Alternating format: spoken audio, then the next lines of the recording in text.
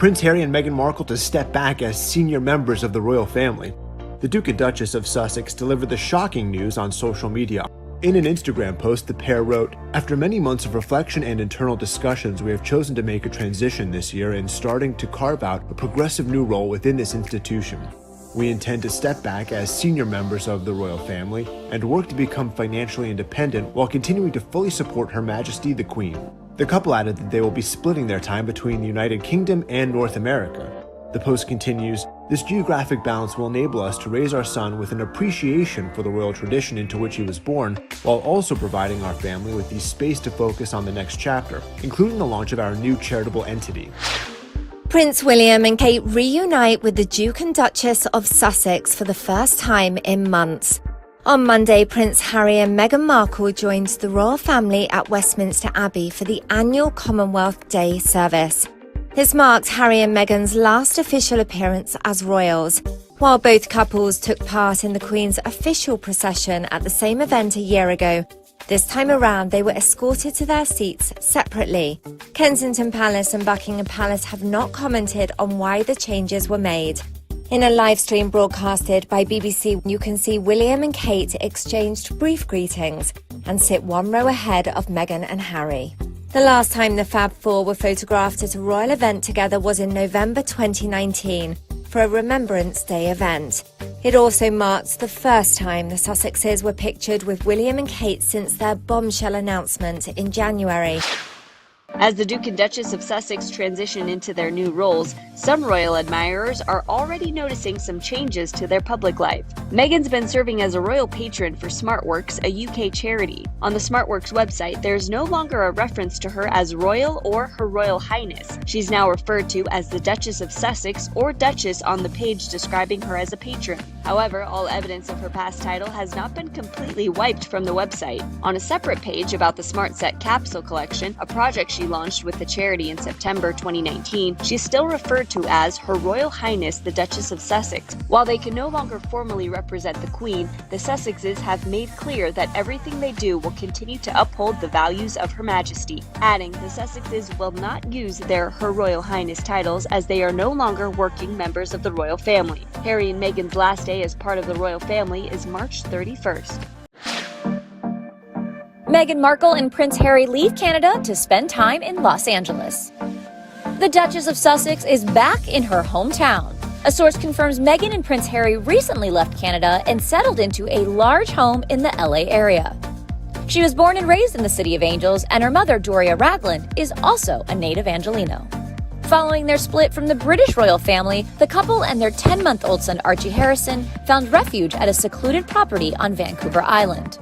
Regarding their LA relocation plans, a source previously shared that they were looking for a home where Meghan could do meetings and also host or entertain friends.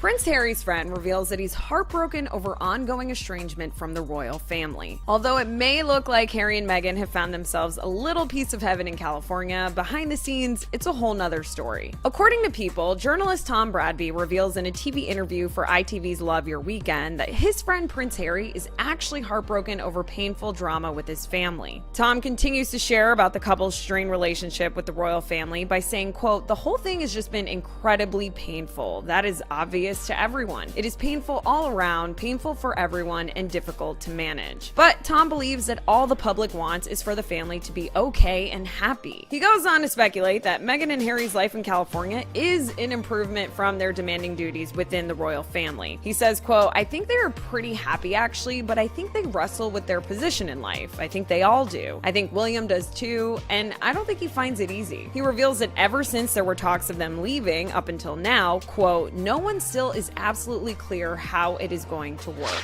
It looks like a change has been made to the royal family's website. As the website states, Lily is 8th in line to the throne. Prince Charles is 1st in line, followed by Prince William and his children Prince George, Princess Charlotte, and Prince Louis. And next comes Harry, followed by his son Archie Harrison. According to the website, which is written and managed by the royal household at Buckingham Palace, the succession to the throne is regulated not only through descent, but also by parliamentary statute. Lilibet's birth certificate reveals more about Meghan and Harry's royal title use. According to the document obtained by E! News, the California certificate contains the standard information including name, sex, date of birth, June 4th, and place of birth, Santa Barbara Cottage Hospital. And for the names of the parents, Harry is listed as the Duke of Sussex, His Royal Highness, while Meghan is listed simply as Rachel Meghan Markle, without any royal distinction. Their certificate specifies for their parents' birth names, so this could be just a technicality. This was not the case when the couple's first child, Archie, was born in 2019. At the time, Archie's birth certificate listed Harry and Meghan as His Royal Highness Henry Charles Albert David, Duke of Sussex, and Rachel Meghan, Her Royal Highness the Duchess of Sussex. Meghan's first and middle names were later removed from that document. Though Prince Harry and Meghan Markle gave up their respective His and Her Highness titles when they stepped back from royal duties in 2020, their children, 3-year-old Archie Harrison and 15-month-old Lilibet Diana, are officially entitled to be called Prince and Princess now that their father has moved up in the line of succession. When the Queen was in power, Harry's children were her great-grandchildren. Now that King Charles has taken the throne, Harry's kids are officially grandchildren to the monarch, and therefore qualify thanks to guidelines set forth by Harry's great-grandfather, King George V, back in 1917. The guidelines state that royal titles to be given to children of the sovereign son or their grandchildren descended from males. Following the Queen's death, Harry is now 5th in line to the throne, while Archie and Lilibet are 6th and 7th respectively. Prince Harry gives a revealing look at his family's reaction to his and Meghan Markle's decision to exit royal life. It's all detailed in the second installment of the couple's Netflix docuseries, Harry and Meghan, out December 15th. In episode 5, the pair recall the days that followed their 2020 decision to step back as members of the royal family, including what Harry describes as a terrifying meeting between himself and the royals at Sandringham House. It was terrifying to have my brother scream and shout at me, and my father say things that just simply weren't true, and my grandmother, quietly sit there and sort of take it all in. But you have to understand that from the family's perspective, especially from hers, there are ways of doing things, and her ultimate sort of mission, goal / responsibility is the institution. Harry also opens up about the impact that the royal departure has had on his relationship with his brother, Prince William. I mean, the saddest part of it was this wedge created between myself and my brother so that he's now on the institution side. And I get, part of that I understand, right? That's his inheritance. So to some extent, it's already ingrained in him that part of his responsibility is the survivability and the continuation of this institution. Elsewhere in the episode, the couple dispels the narrative that they blindsided the late Queen with their decision. This idea that I supposedly blindsided my grandmother, this would never happen. I have so much respect for her. This has been ongoing for months upon months.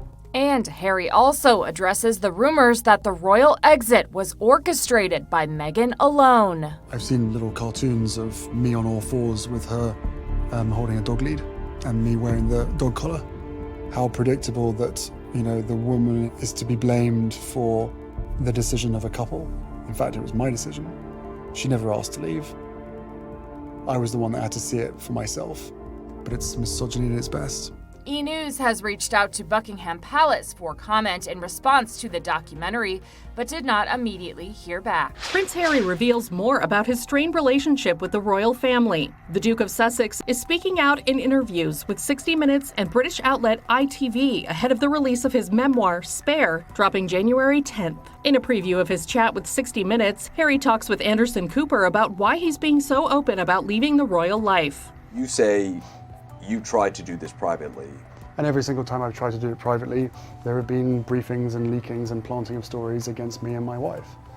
The family motto is never complain, never explain, but it's just a motto. And it doesn't really hold. There's a lot of complaining and a lot of explaining. Endless. Private being done through leaks. Through leaks. Harry then goes on to note the different ways the royal family is often protected in the media against false narratives. They will feed or have a conversation with the correspondent, and that correspondent will literally be spoon-fed information and write the story, and then at the bottom of it they will say that they've reached out to Buckingham Palace for comment. But the whole story is Buckingham Palace commenting. So when we're being told for the last 6 years we can't put a statement out to protect you, but you do it for other members of the family, there becomes a point when silence is betrayal. His comments echo similar statements made in the Netflix docuseries Harry and Meghan. Within 4 hours, they were happy to lie to protect my brother. And yet, for 3 years, they were never willing to tell the truth to protect us. So there was no other option at this point. I said, we need to get out of here. In a preview of his interview with ITV, shared on Instagram, Prince Harry also gives an update on where he stands with Prince William and King Charles III. He tells the outlet, "I would like to get my father back. I would like to have my brother back." Harry adds, "It never needed to be this way. I want a family, not an institution. They feel as though it is better to keep us somehow as the villains. They've shown absolutely no willingness to reconcile."